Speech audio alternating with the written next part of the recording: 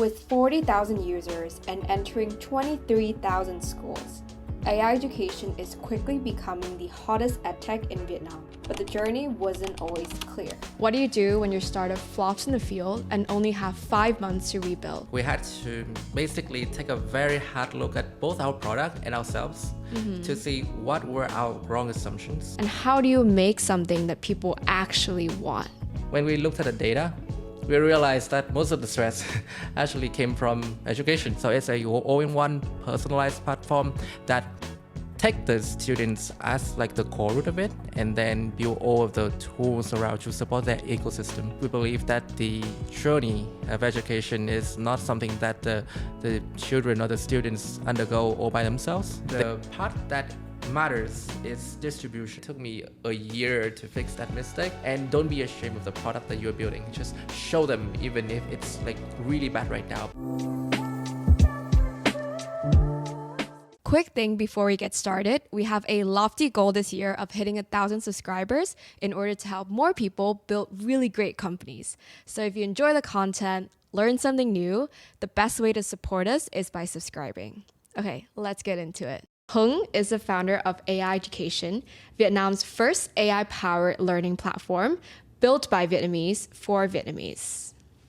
Hung, welcome to Founders in Motion. Hey Thea, happy to be here and to be sitting on this cozy chair. This is a super fun one because we've got friends in the studio and I've known Hung for like 5-6 years. Yeah, it's a long time. A long time. Let's kick things off. In simple terms, tell me what AIducation is.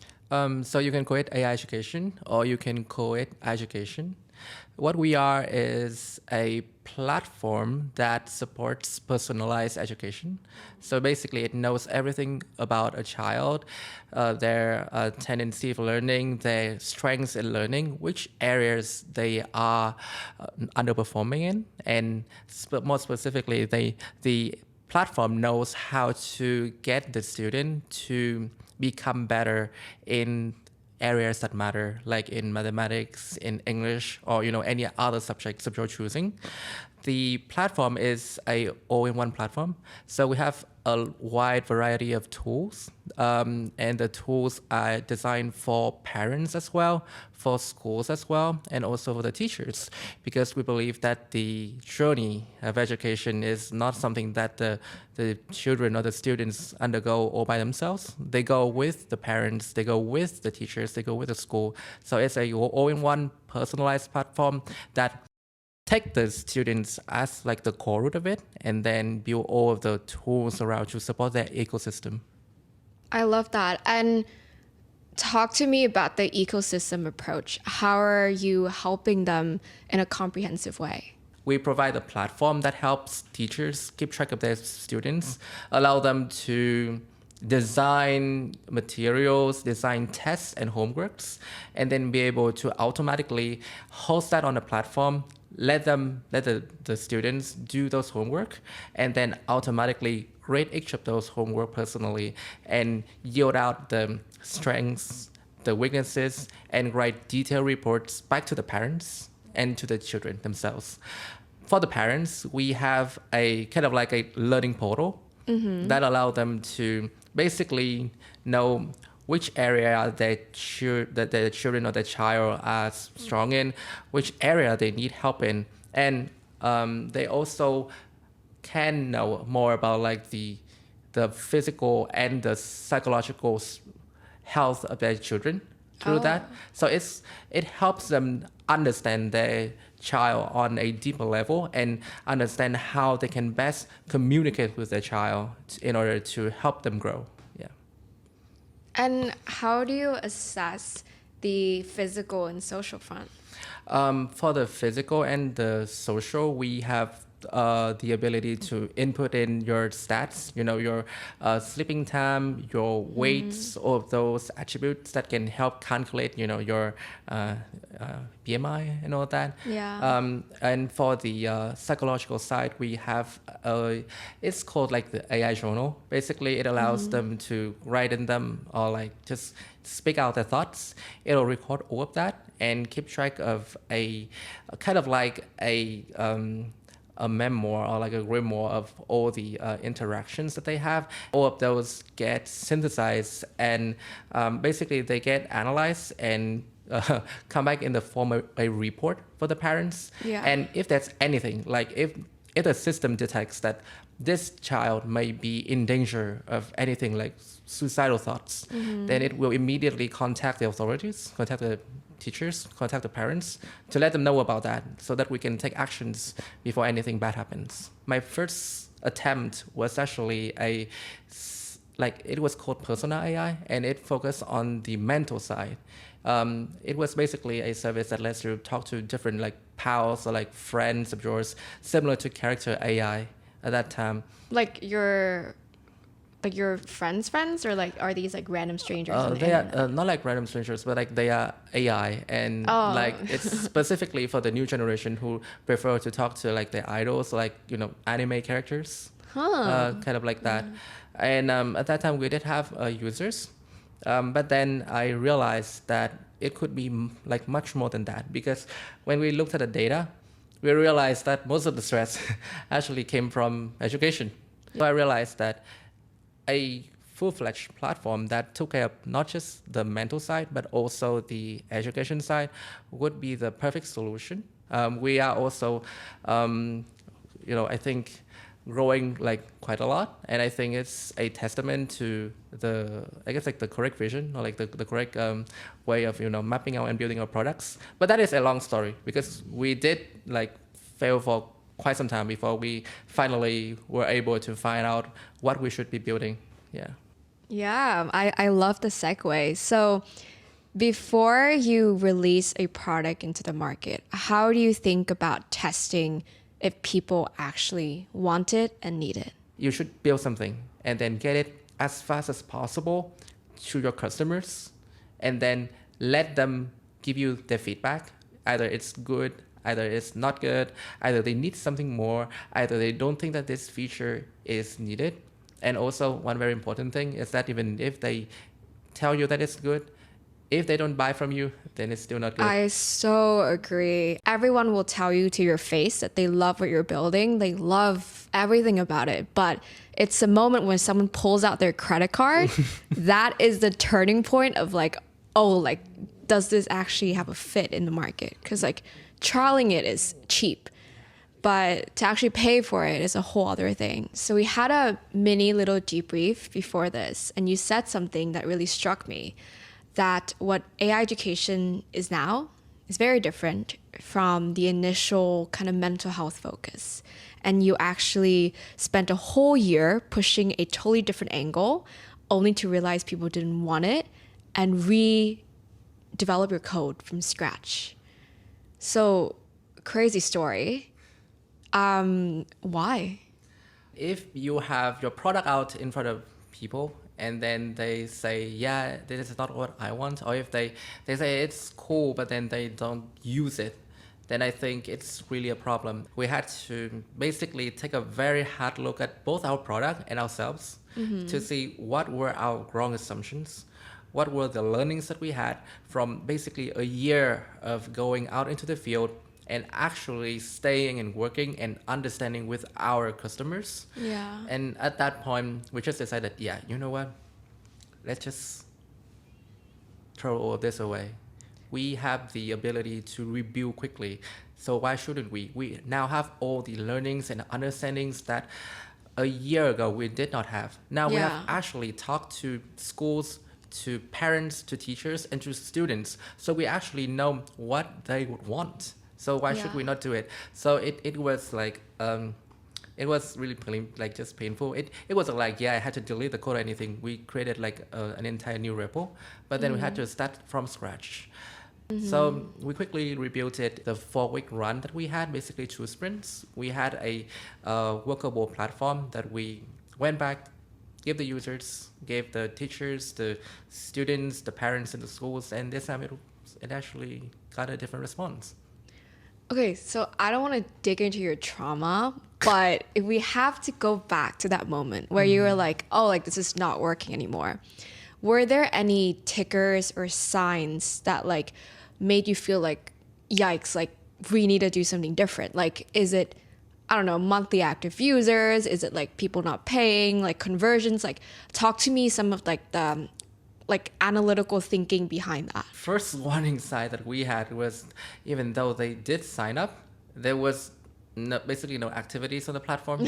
They sign up and then they just, yeah, I sign up. Now what? And then they didn't care. The second one is that there were, like you said, there were no paying users. And the monthly active number of user was too embarrassing to like discuss right now. Yeah, so I think those would be the two major like tickers or signs that we really needed to change. We talk about this, but founders get attached to their product very easily. But sometimes across the entrepreneurship journey, it's a patch of struggle and you push through. But how did you figure out that this was a deeper fundamental issue that needed a pivot rather than just like a patch that you needed to like slap over with like more sales and marketing efforts, like more education? Like how do you differentiate between like it's a dry patch versus like shit, like things are wrong? Everything that is good also takes time. When we looked back at education at that time, I think we realized that we started from the base of personal AI and the tools that we had. And we had a great set of tools and solutions, but they were not addressing the specific problems that our customers had. I really love the story because a lot of people think when you pivot, you start from the beginning, but you really don't. Like you start from such a deeper understanding of first what you're capable of, what you're trying to achieve, but the most importantly, like what your customers actually want. And then you can kind of make a little bit of a different segue, but you have the relationships and you understand them way more. Okay, so this time, how are you going to make sure you're doing something that the market needs and the customers want? What we did were when we started like rebuilding all of that, as soon as one feature was ready, we shipped that out to our testing server, and then we had our partners, the schools and the teachers and the students and the parents try that out immediately. And then we got their feedback. We also had a kind of like a drawing board, and then we had all of the features and then all of the designs, like which pain point were we solving and which feature would be best to solve this specific pain point. We communicated that very clearly with our partners and testers so that they knew why this feature was there and how that interacted with the entire ecosystem as a whole. We have gone through 124 like different variations, like alternate versions of education in order to make the small changes. The investor side of me is coming out here, but how is AI education actually differentiated from other AI personalized learning tools? We are not fragmented. We are a cohesive platform with different tools for all players in education, for teachers, students, parents, and schools. And we provide actual real-time personalized education, not just something that you can, get out of the box with ChatGPT. And if we zoom out a little bit, talk about broader trends or broader themes. Now with vibe coding, people can create apps in seconds. Then people are like shipping AI agents, like printing paper these days. How do you think about general strategies to build differentiation, and what are some companies that you think are doing it very well? That is a great question. And I think one that, the investor side of you will be really interested in, two ways to build differentiation.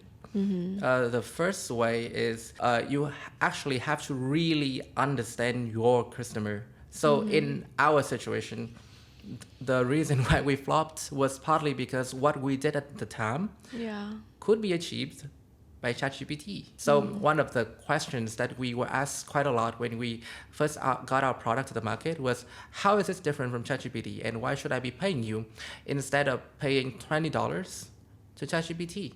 Sometimes you may think that you understand their pain point, but then when I actually got the product out and then I actually talked with them, I actually got to know their pain, actually got to it's like a day in the life of my customer kind of thing. Only by working with them can you actually build something that they want and something that is differentiated from the market. The second thing that you can do is if you have something that is similar in in terms of qualities and in terms of features to your competitors, then the part that matters is distribution. Companies, even tech companies, they are resistant to changes in the sense that if they have been using one product and that product is really good, like 9 out of 10, then it's really hard to convince them to change like a 9.25 out of 10 product.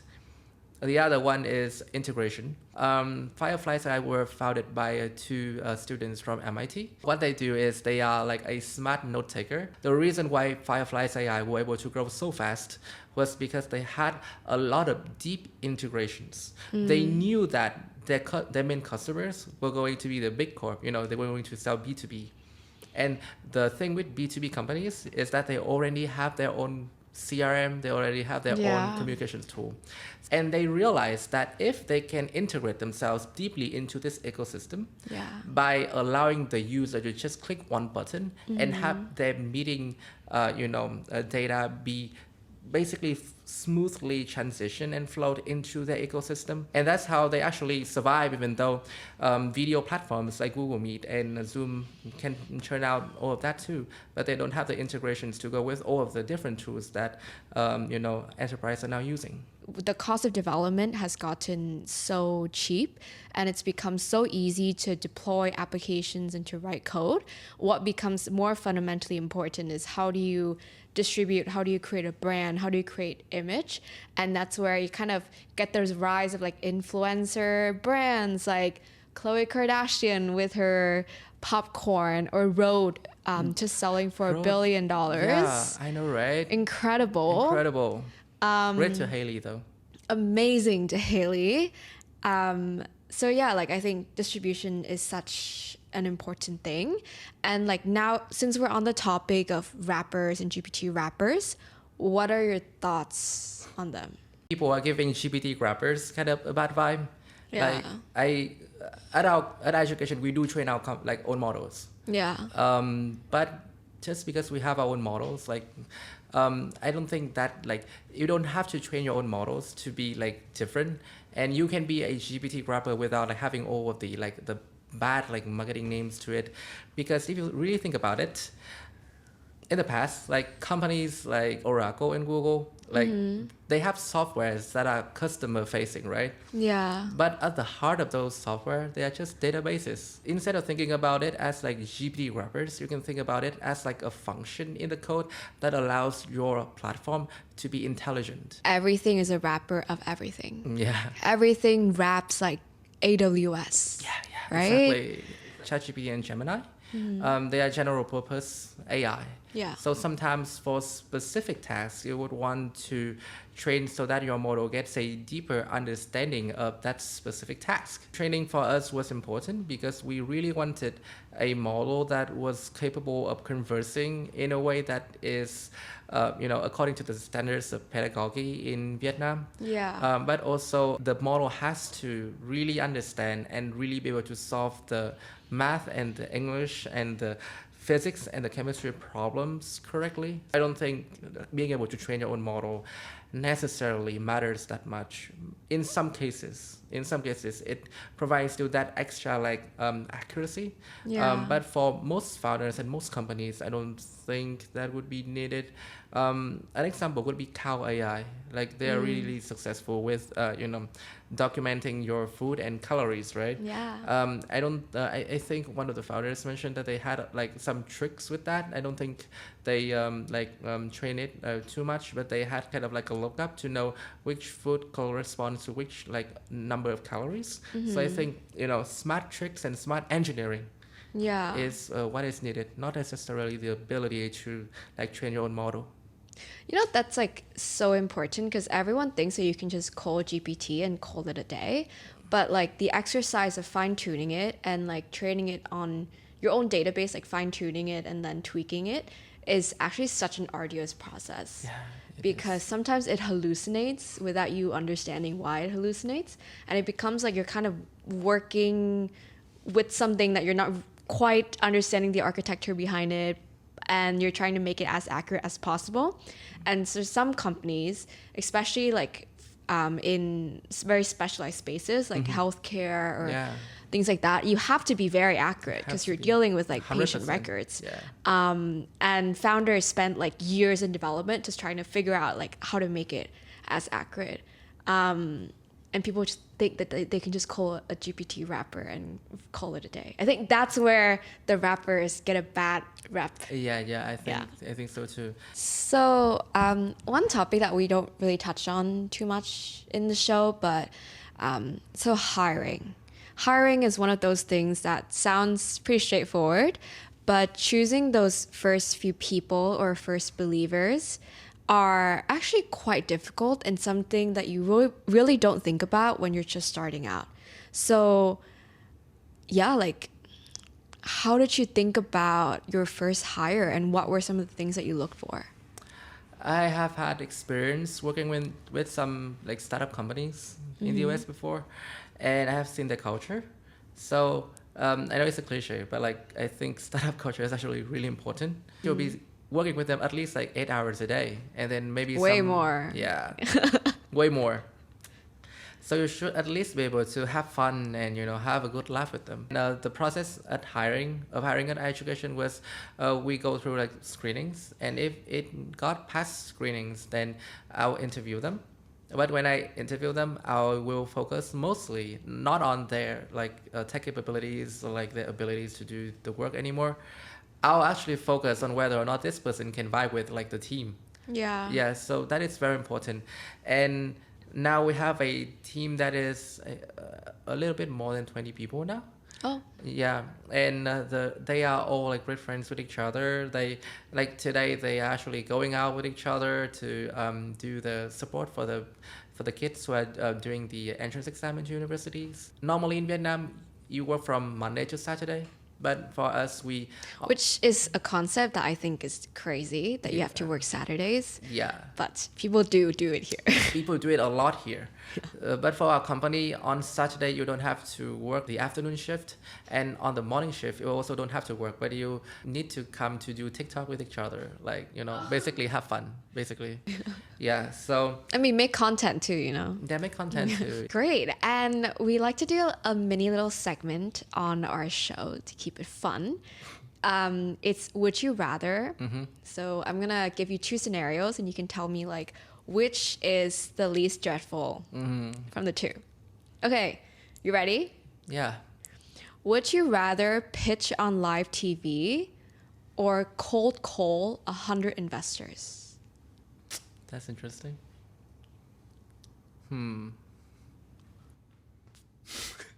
That is depressing. Personally, for me, I think I would rather... It's about like, hey, if I pitch, then will they actually care about it? Or they just turn off the TV and do that? I guess I'll do the cold calling with the investors. Really? Yeah. I would have thought that you would set TV because you've been on TV before. Yeah, I have been on TV before, but it was to showcase how successful we are. Oh, okay. I'm an introvert at heart. It's really tough to like go on national TV and talk about like if you flop or something like that. It's tough. Okay, would you hire a genius jerk or a nice underperformer? The jerkiest person who like disrupts everyone, then I would have to choose the underperformer, but nice. Love that. Run out of cash or run out of energy? Run out of energy. I can try to get my energy back, but it is tough to get cash. It's tough to get capital. True. Yeah. And what's the most valuable lesson that you've learned as a founder? Each and every one of us has a different like version of reality. I was so immersed in my own view of reality and what would be a good product. Yeah. I did not really have a reality check on whether or not others would also want my product. It took me a year to fix that mistake. And don't be ashamed of the product that you're building. Just show them, even if it's like really bad right now, but at least you'll know if that's something that they would want and use. Thank you for coming on the show. Really love hearing about all the struggles or the pivots and what you're up to now. And I can't wait to see where AI education takes. Like, maybe in the form of a different language eventually. Who knows? We'll see. That's a wrap. If you like this episode, please hit the subscribe button. It helps us bring on more awesome guests, level up production, and drop new series you'll want to watch. See you in 2 weeks.